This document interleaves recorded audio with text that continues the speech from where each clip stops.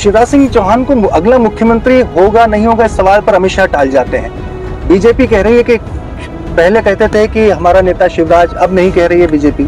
शिवराज मुख्यमंत्री अब नहीं बनेगा। कांग्रेस की जो सीटें हारती आ रहे हैं उसको लेकर अब कुछ रणनीति विशेष, हम लोगों के नाम लगभग तय है जी, और जनाक्रोश रैली के बाद हम लोग अनाउंस करना शुरू कर देंगे।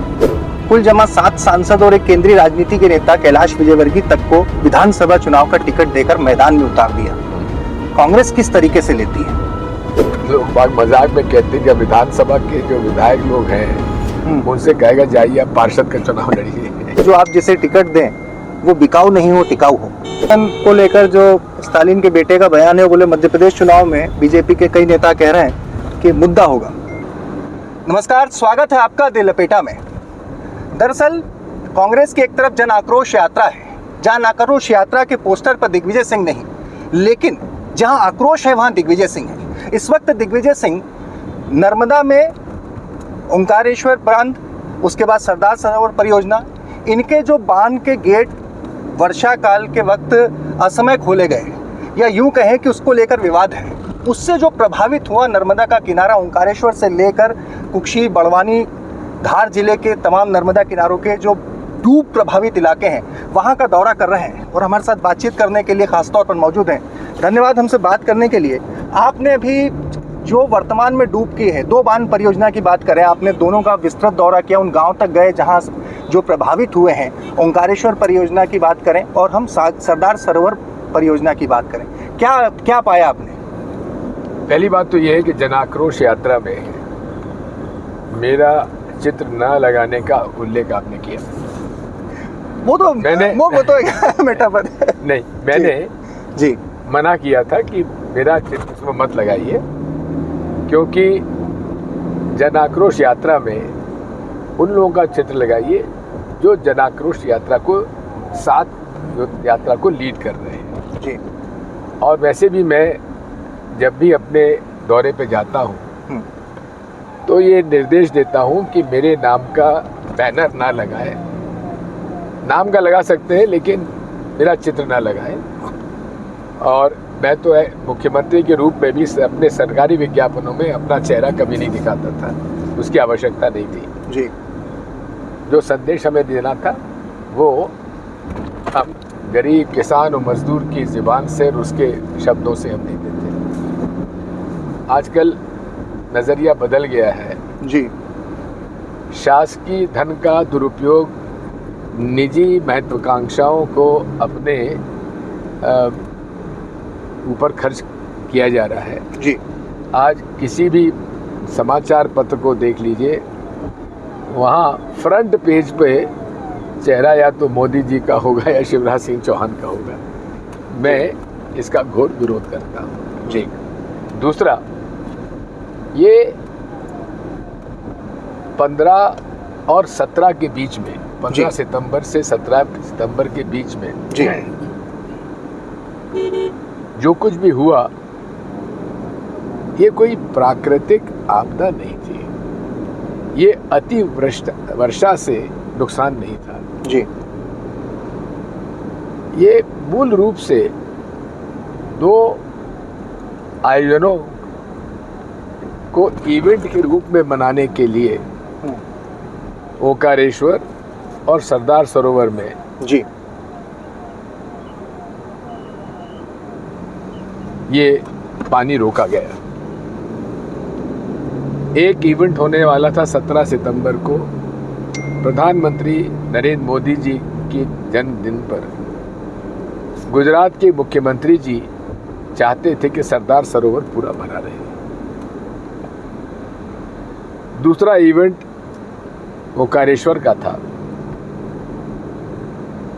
जिसमें कि शिवराज सिंह चौहान चाहते थे कि 15 तारीख को जी वे शंकराचार्य जी की मूर्ति का अनावरण करें और उसके लिए जो पुल बनाया गया था वो पानी में ना हो जाए, इसलिए ओंकारेश्वर का पानी रोक दिया गया। तो एक तरफ सरदार सरोवर का पानी रोक दिया गया, ओंकारेश्वर का पानी रोक दिया गया और इसी वजह से तबाही आई। अभी तक और स्वाभाविक है कि नॉर्मल रिलीजेस अगर होता रहता जी तो बाढ़ नहीं आती। जो नॉर्मल रिलीजेस का यहाँ पे गाइडलाइन है जी 30 से 32 क्यूसेक पानी छोड़ने का, जी, वो अगर निरंतर चलता रहता तो कहीं किसी प्रकार का बाढ़ आने की संभावना नहीं थी। लेकिन मुख्यमंत्री और प्रधानमंत्री के आयोजनों के लिए ओंकारेश्वर बांध और सरदार सरोवर बांध पर पानी रोका गया। जब अति वर्षा हुई जी तो बरगी ने पानी छोड़ा, बरगी से, तवा से, इंदिरा सागर से, तवा ने पानी छोड़ा, इंदिरा सागर ने पानी छोड़ा और पानी लगातार ओंकारेश्वर में बढ़ता चला गया और जिसके कारण उन्हें पानी छोड़ने के लिए विवश होना पड़ा जी। और मेरे पास एक स्लिप है जिसमें उन्होंने स्वीकार किया गया है कि 50,000 से ज़्यादा 50,000 क्यूसेक से ज़्यादा पानी छोड़ा गया जी। लेकिन जब मेरी बात हुई थी NHDC बांध के जो प्रबंधक हैं उनसे, उन्होंने तो कहा था कि हम 44,000 छोड़ा है। उन्होंने 44,000 ज़्यादा छोड़ा है जी, जबकि 32,000 क्यूसेक का एक सीमा थी। अब आपकी क्या मांग है, क्योंकि आप उन पीड़ितों से मिलके आए, अभी तक वहाँ प्रशासन की तरफ से कोई नहीं पहुँचा। लगभग तीनों जिले के बड़वानी, खरगोन और धार जी, इन तीनों जिले के जो गांव डूब में होने के बावजूद भी जी विस्थापित नहीं किए गए और अब डूब गए, उन्हें सभी को विस्थापित किया जाना चाहिए। जिन लोगों को विस्थापित किया जाएगा उन्हें आज के दर पर मुआवजा दिया जाना चाहिए जी। इसको लेकर जिसके साथ साथ जी उनको रीसेटलमेंट के लिए, पुनर्वास के लिए उनके खेत के निकटतम स्थान पर कॉलोनी काटी जाना चाहिए जी, प्लॉट दिए जाना चाहिए जी। और 5,80,000 रुपये जो कि सुप्रीम कोर्ट का निर्णय है उसके अनुसार उनका पेमेंट होना चाहिए। अगर साथ में मैं ये भी चाहूँगा जी कि पुनर्वास के साथ साथ जी जो तात्कालिक नुकसान उनको हुआ है उसकी भरपाई होनी चाहिए। जनहानि भी हुई, पशु हानि भी हुई, मकान बह गए, टूट गए।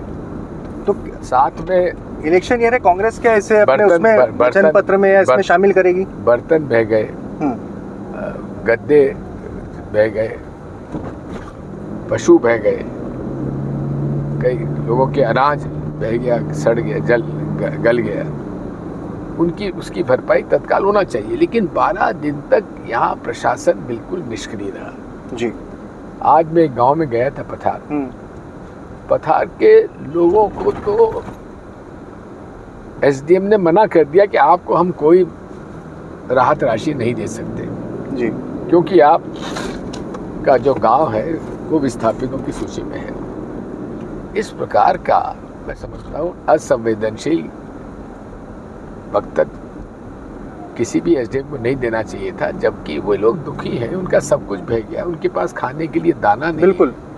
उस समय आप इस प्रकार का व्यवहार उन लोगों से कर रहे हैं, ये बहुत बेहद असंवेदनशील है। और मैंने इस बात की शिकायत जिला कलेक्टर को भी कही है जी। जिला कलेक्टर साहब कहने लगे कि हमने हमारी सब फील्ड में है। मैंने कहा कोई फील्ड में नहीं, यहाँ पर पूछ लीजिए, मैं गाँव के साथ बैठा हुआ, कौन फील्ड में है? कोई फील्ड में नहीं है। पटवारियों की हड़ताल चल रही है, शिक्षकों से आप सर्वे करवा रहे हैं, पंचनामा नहीं बन रहा है। बिना पंचनामे के कैसे उनको मालूम पड़ेगा कि आपने सही किया गलत किया जी। तो प्रशासन पूरी तरह से फेल हो चुका है और प्रशासनिक तंत्र का ये जो कृत्य है ये पूरी तरीके से न केवल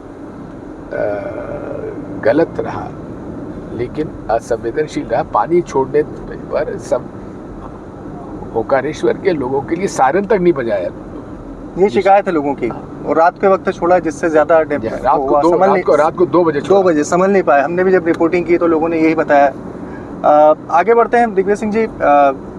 बीजेपी ने जिस तरीके से हारी हुई सीटों को जीतने के लिए कुल जमा 7 सांसद और एक केंद्रीय राजनीति के नेता कैलाश विजयवर्गीय तक को विधानसभा चुनाव का टिकट देकर मैदान में उतार दिया, कांग्रेस किस तरीके से लेती है? कांग्रेस पार्टी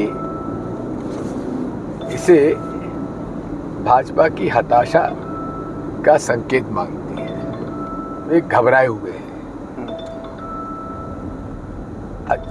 सीनियर मोस्ट लोग जो कि विधायक रह चुके, सांसद बन गए, मंत्री बन गए, उनको अब कहा जा रहा है कि आप विधानसभा चुनाव लड़िए।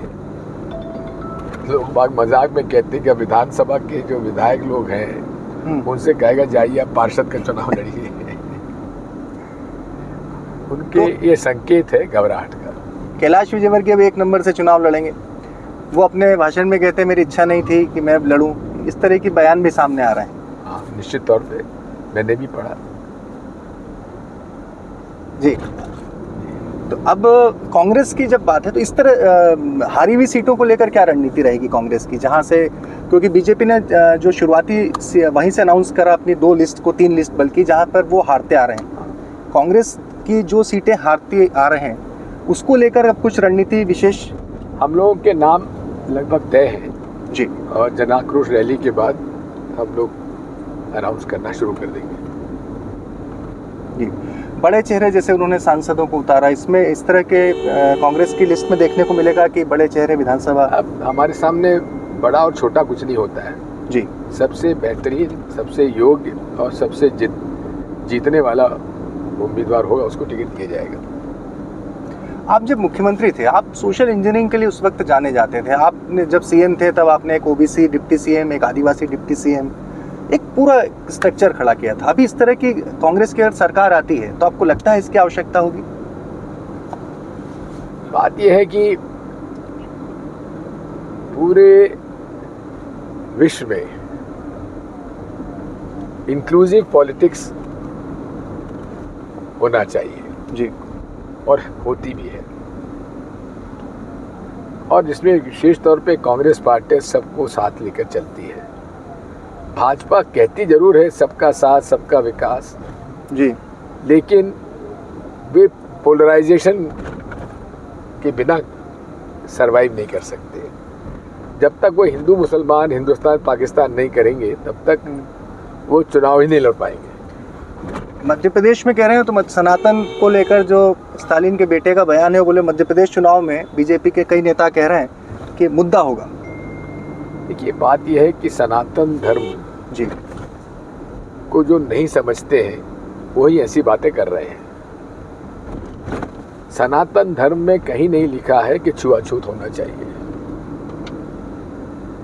सनातन धर्म में ये कहीं नहीं लिखा है कि जन्म के आधार पर वर्ण व्यवस्था होगी। जी, कर्म के आधार पर वर्ण व्यवस्था का स्वरूप हमारे वेदों से है। और आज जो पीड़ा है डीएमके की या एडीएमके की, वो यही है कि हजारों वर्षों का जो अनुसूचित जाति और जनजाति के लोगों के पर जो अन्याय अत्याचार, उनके साथ जो उनको अलग रखा गया है, ये उनके साथ अन्याय था और उसे ठीक करने की आवश्यकता है। मैं खुद सनातन धर्म को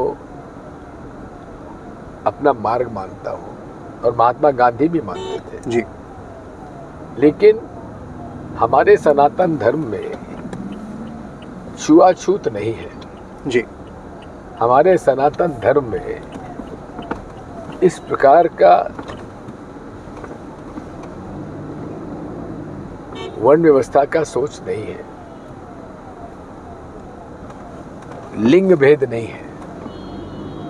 ये देश सबका है जी। भारतीय संविधान में हर व्यक्ति को अपना धर्म अपनाने का, आस्था के आधार पर धर्म अपनाने का अधिकार है और उस पर किसी को रोक टोक नहीं होना चाहिए। जी, टिकट को लेकर आपका बयान है कि हम ढूंढ रहे हैं कि बिकाऊ नहीं टिकाऊ हो। तो किस कसौटी पर कस रहे हैं कि जो आप जिसे टिकट दें वो बिकाऊ नहीं हो, टिकाऊ हो?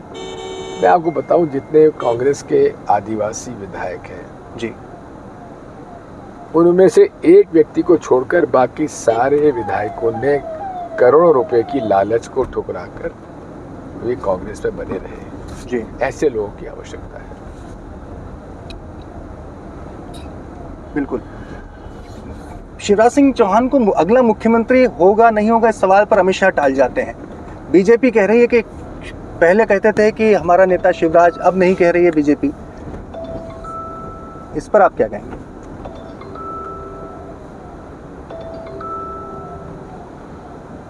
चुनाव का नतीजा कोई भी हो, शिवराज मुख्यमंत्री अब नहीं बनेगा। ऐसा लगता है? निश्चित। चलिए, बहुत बहुत शुक्रिया दिग्विजय सिंह जी, आपने उनसे बात की। तो दिग्विजय सिंह जी कांग्रेस के दिग्गज नेता इस वक्त डूब प्रभावित इलाके में दौरे पर, और उनका साफ कहना है, जो उन्होंने स्पष्ट आरोप लगाया कि जो बाढ़ है वो सरकारी गलती की वजह से है, काहली की वजह से है, और उन्होंने जो मांग की है कि उस लिहाज से सर्वे होना चाहिए, मुआवजा मिलना चाहिए, पुनर्वास होना चाहिए। दिलपेटा पर विधानसभा चुनाव की खास कवरेज लगातार जारी रहेगी।